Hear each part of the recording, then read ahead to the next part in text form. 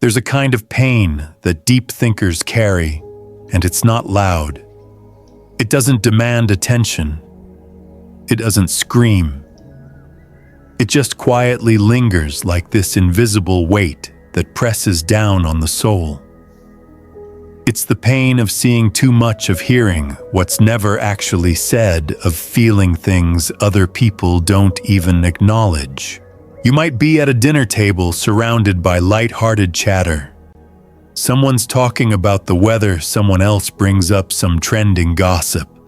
Everyone's smiling, laughing, nodding along, and then you say something. Something real. Something honest. Something that doesn't fit into the easy rhythm of the moment.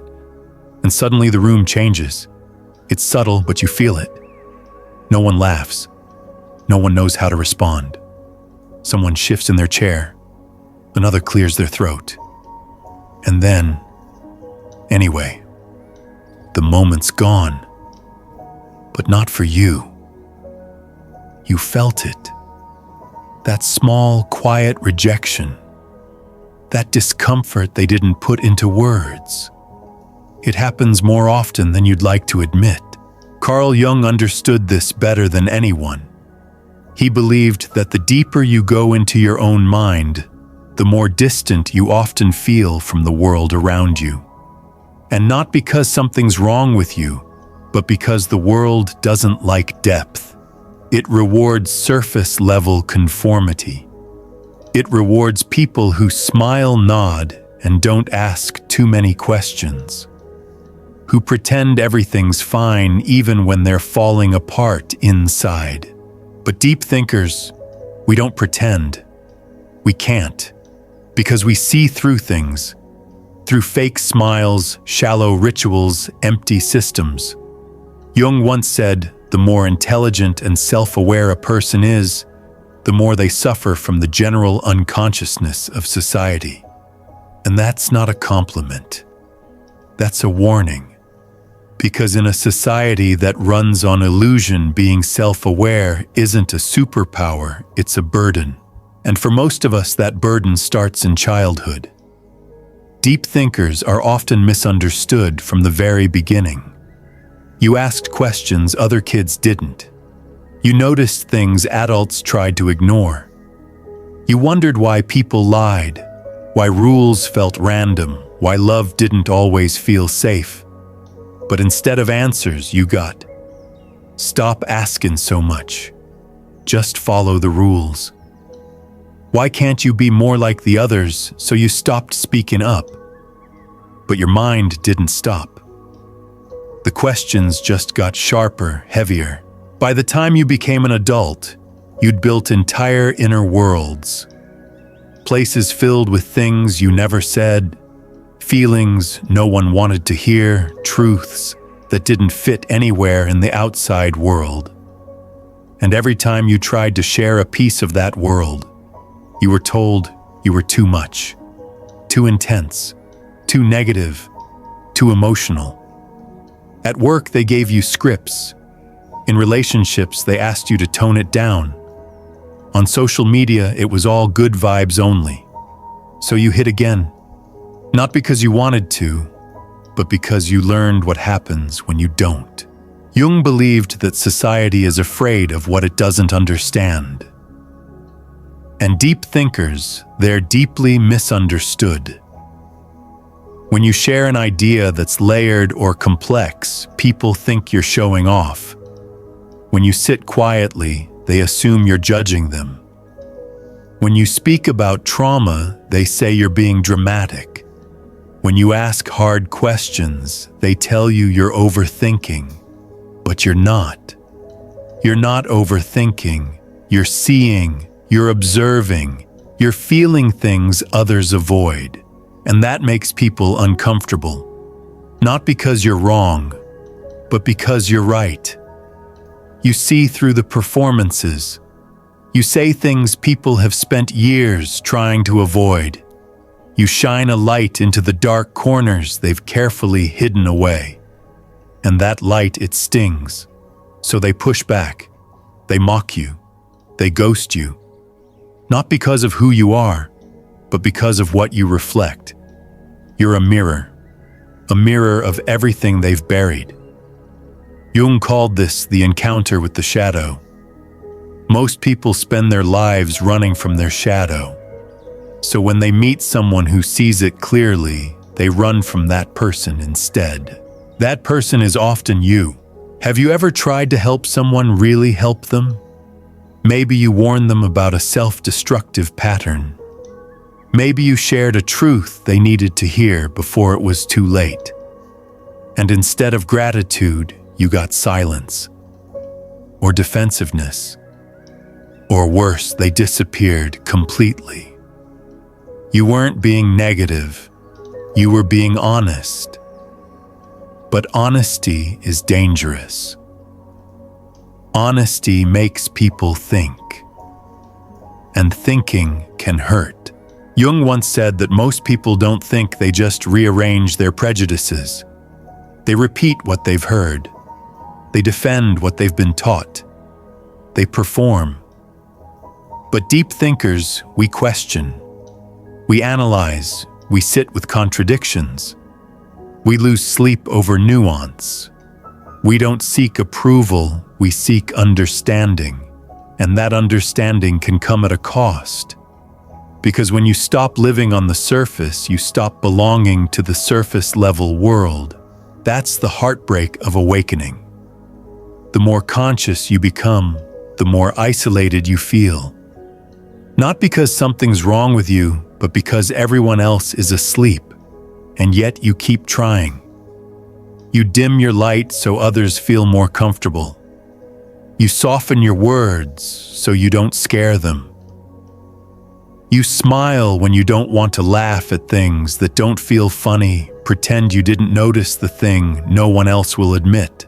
But it never works, because truth has a frequency. And once you've tuned into it, you can't unhear it.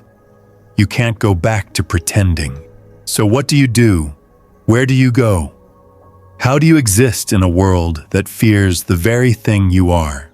That's where we're headed next. If you've ever felt like you were too much for this world, you weren't wrong. You weren't broken. You were born into a system that wasn't made for depth. Carl Jung called it mass-mindedness. It's the idea that most people don't think for themselves. They don't question. They don't seek truth. They just absorb whatever culture hands them. They follow the scripts, what's good, what's bad, what success looks like, what failure means. From the moment we're born, we're given a story, a script. Smile when you're sad. Be polite when you're angry. Compete. Obey. Conform. If you follow the script, the world will love you. It'll call you mature, successful, normal. But if you deviate from the script, if you say, wait, why are we doing this? You're labeled difficult, overly sensitive, negative. But here's what Jung knew. You're not too sensitive. You're just awake. And people fear what's awake. So let's go back. Think about your earliest memories of school. Were you rewarded for curiosity, for insight? For emotional intelligence, or were you praised for sitting still, for memorizing facts, for giving the right answers? For many deep thinkers, school is the first place they feel the crushing weight of conformity. You sit in rows. You raise your hand for permission to speak. You're told what's right and wrong, not based on truth, but based on authority. This isn't education. This is programming. Because the system doesn't want deep thinkers. It wants followers. Followers are easier to manage, easier to sell to, easier to control. Jung saw it clearly. Any system that discourages inner exploration is a system built on fear. Fear of truth, fear of depth, fear of the soul. And that fear becomes culture.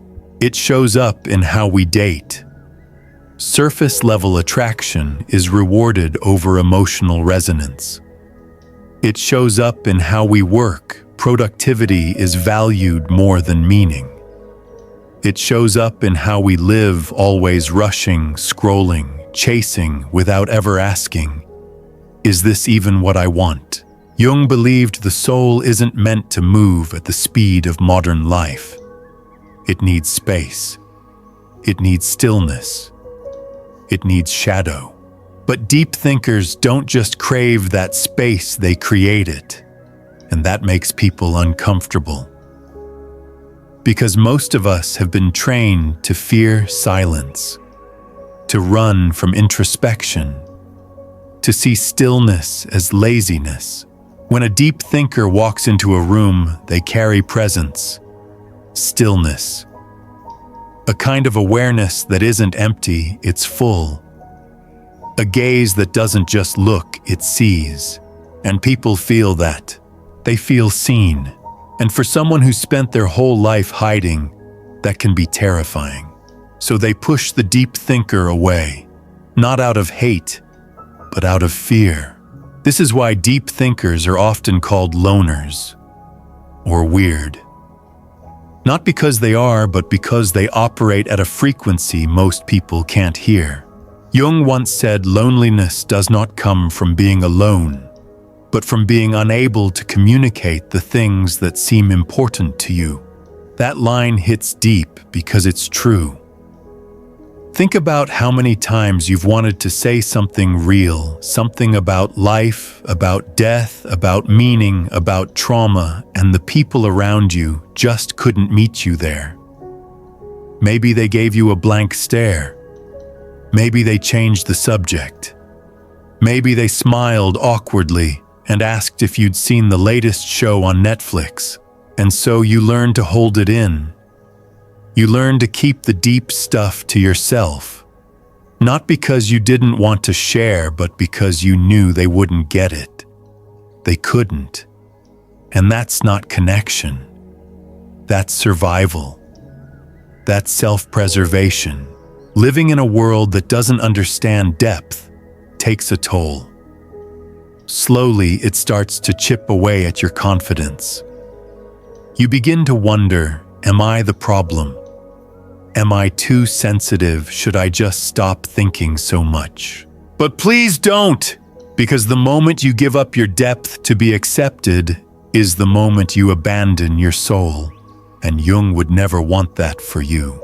He believed that the future of humanity, its greatest hope, lies in people who are brave enough to stay conscious in an unconscious world. People who keep questioning even when it hurts. People who refuse to fall asleep even when the world begs them to. And that person, that's you. But let's be honest, being a deep thinker doesn't make life easier. It makes it harder. Because you don't get to coast. You don't get to pretend. You don't get to tell yourself everything's fine when it's not. You feel everything. The beauty, the loss, the quiet ache behind a stranger's smile, the tension in a room before a word is even spoken. You're wide open. And that kind of openness, it's rare, it's powerful, and it's draining. You've probably asked yourself, why do I feel so tired all the time? Not just physically, but emotionally, spiritually. You walk into a space and absorb its energy before you even know what's happening. You talk to someone, and you're not just hearing their words. You're picking up on everything they're not saying. You're processing their emotions, their pain, their fear. And when the conversation ends, they feel lighter, better, seen. But you feel empty. Like the life has been pulled from your lungs. Carl Jung had a name for this projection. And in some cases, unconscious vampirism. Projection is when people place their unresolved pain, emotions, and fears onto someone else. And deep thinkers, especially the emotionally aware ones, are easy targets for this. Why? Because you listen. You don't judge. You hold space. You feel deeply. And that makes people feel safe. They unload. They lean on you.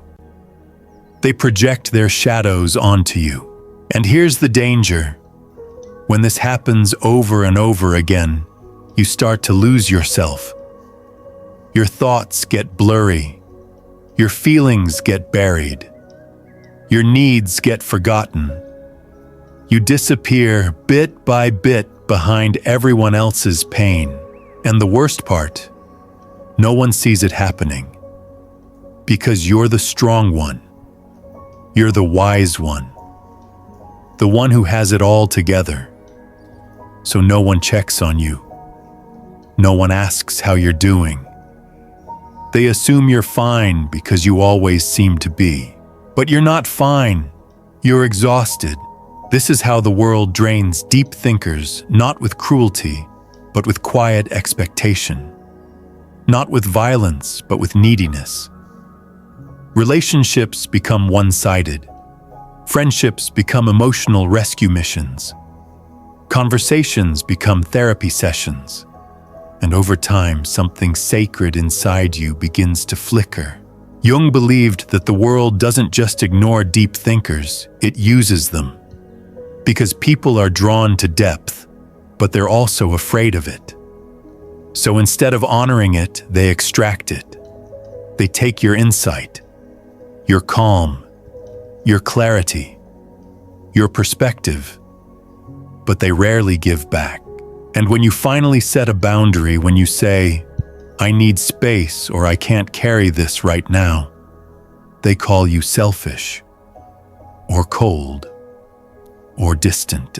But what they don't understand is that your silence isn't rejection, it's survival. You're not being distant. You're recharging. You're pulling yourself back together in a world that constantly tries to pull you apart. Let's talk about how this shows up in media.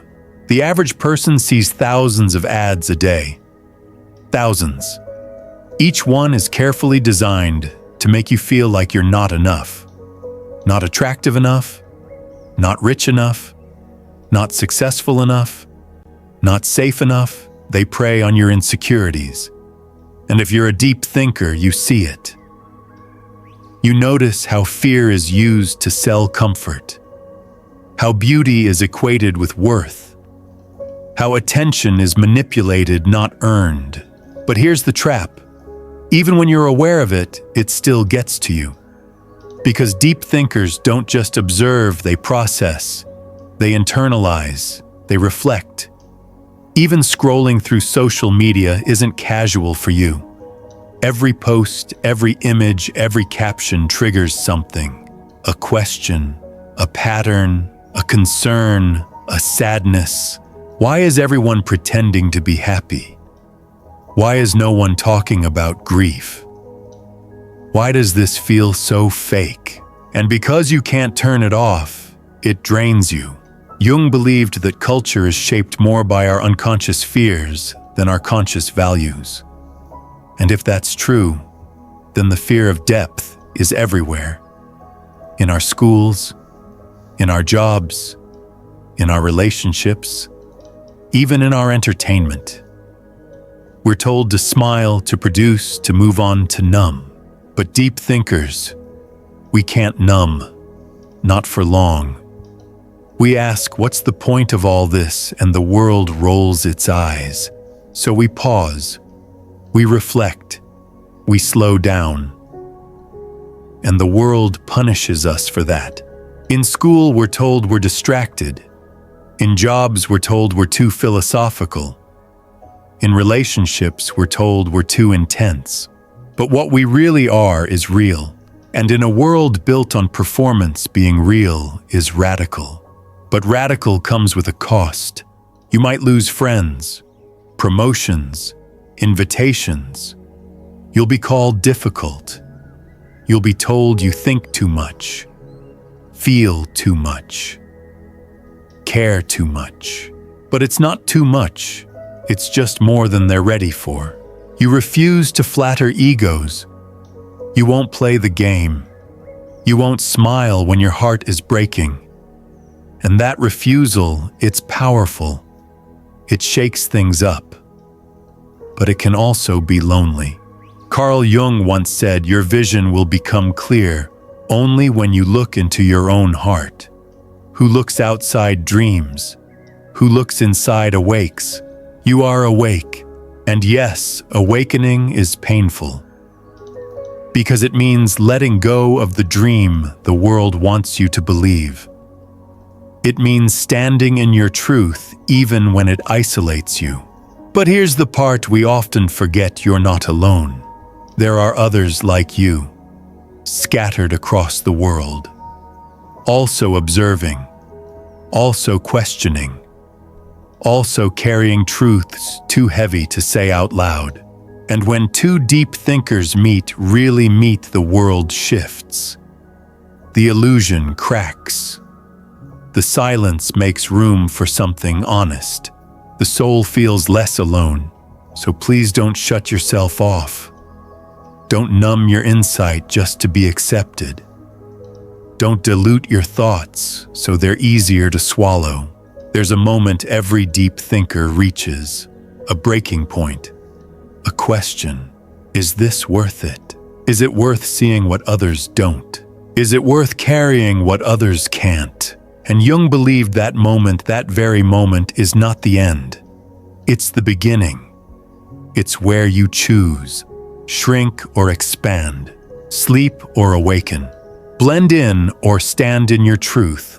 The world won't ask you to make this choice. In fact, it'll beg you not to. It'll tempt you with comfort, with applause, with belonging, if you'll just keep pretending. But deep down you know, that kind of life isn't living, it's surviving. And for someone like you, surviving is not enough. You were born with a mind that refuses to be tamed, a heart that can't be numbed, a soul that doesn't know how to pretend.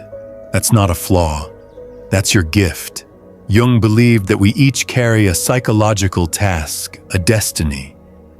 And the deeper the thinker, the more sacred the task. Not everyone is meant to confront their shadow. Not everyone is meant to go inward into the fire of the self and return with truth. But you are, and while that path may be lonely, it is never pointless. It's not a comfortable path, and there's no clear map to follow. Some days you'll feel like you're wandering in the dark. Some days it'll feel like the weight of everything you know, everything you feel is too much to bear. And on those days, the temptation to numb out, to disconnect, to just fit in will feel overwhelming. But I need you to hear this, that emptiness you sometimes feel, that ache, that heaviness. It's not a sign that you're broken. It's a sign that there's space within you, space that hasn't yet been filled with the truth you're meant to uncover. It's room for something more meaningful to take root. It's your inner self calling out for alignment. Because when you stop being what the world expects, you start becoming who you really are. That's when your life begins, not the one where you're performing, adapting, hiding, but the one where you're finally living as yourself. But here's the part that no one tells you: deep thinkers aren't here to be understood by the masses. You're not here to be universally liked or easily digestible. You're here to awaken something in others, maybe just a few, maybe even just one. And that work, that soul work, it's sacred. You might not get applause for it. You might not get a trophy. But every time you show up in your truth, you become a light for someone else who thought they were alone in theirs. Maybe you're not meant to be the person everyone wants at the party. Maybe you're meant to be the one who says what no one else dares to say, who asks the hard questions, who cracks the illusion just enough for someone to finally breathe again. And yes, that kind of presence is often met with resistance, but it's also met with deep soul-level recognition. Because when someone like you speaks, the people who've been silently suffering finally feel seen. And sometimes that's enough to change a life. So don't stop. Don't shrink. Don't bend yourself into something you're not just to make others feel more comfortable. Let them be uncomfortable. Let them misunderstand. Let them call you too serious, too intense, too emotional. Smile gently and go even deeper, because this world needs you. Not the filtered version of you, not the overly agreeable, watered-down version of you. The world needs your realness, your questions, your silence, your courage to stay present even when everything around you is trying to distract you. Carl Jung believed that true change, true transformation, begins with the individual. That when even one person dares to confront their inner world and bring their truth into the light, it creates a ripple. A ripple that over time shapes culture, shapes history. So who really moves the world forward? Not the loudest, not the richest, not the ones with the most followers, but the ones who are awake. The ones who carry light back from their own darkness. The ones who make sense of chaos and hand that clarity to others quietly, steadily, without needing recognition. That's you. So stop asking for permission to be yourself. Stop waiting for someone to validate your thoughts, your feelings, your way of seeing the world. Start valuing yourself so fully that others are either inspired to rise with you or they fall away, and both outcomes are okay. Because being a deep thinker isn't about being liked. It's about being true. True to your soul. True to your inner compass. True to why you're really here. And if this video, these words made you feel even a little more seen, even a little more understood, then let's keep this space alive. Like this video, so it reaches more people like us, people who feel too much, think too deeply, and just need to hear that they're not alone. Leave a comment, just one word that captures how you feel right now. I read every single one. And if you want more spaces like this, raw, real, honest, subscribe and stay close. Here, you never have to apologize for your mind. And if this video gave you value, consider sending a super thanks to support more content like this. Because even if the world doesn't always appreciate deep thinkers, we'll keep showing up. Silently, lovingly, relentlessly, even when no one notices until they do.